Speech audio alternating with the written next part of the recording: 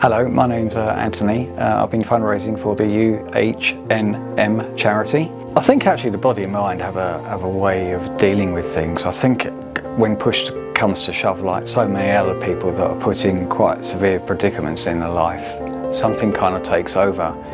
And it sounds probably weird to sit here and say this, but I think the way I dealt with it was almost like it was happening to someone else. It's funny now, thinking back on it now, it is quite shocking. You know, when you go from being a fit person to having a surgeon saying, we've got to do something because if we don't, you're only going to live a few months. And I remember telling my sister that, and she says, I just can't imagine what it's like someone saying that, you know. But it did happen, and you have to deal with it because you have no choice, you know. So he came for a bowel surgery to Ward 109, and I was assigned nurse to look after Anthony for a couple of weeks. I remember looking after him. When I was looking after him as a nurse, you know, we have looked after many patients and you see many of them, but Anthony was very special in a way. He never complains. You don't hear him moan, and sometimes we don't get the stomach right, he leaks, but he never complains.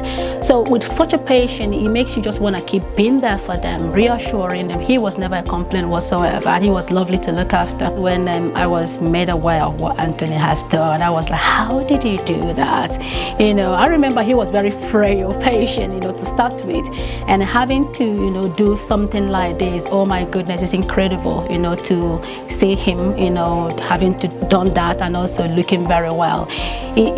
It encourages me as a nurse to continue, you know, looking after our group of patients. These people are on a different level, and it sounds very cliche, but they really are special people.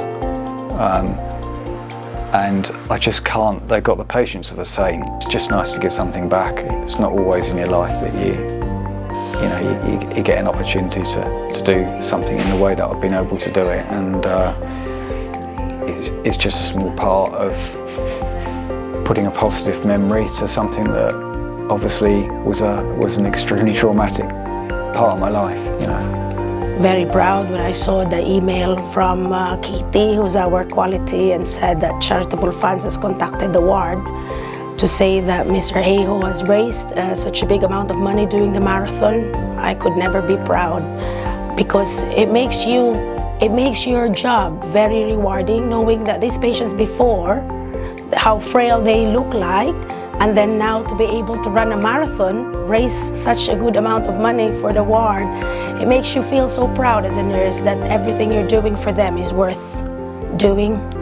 And I become a bit more emotional saying that, because he's done really well.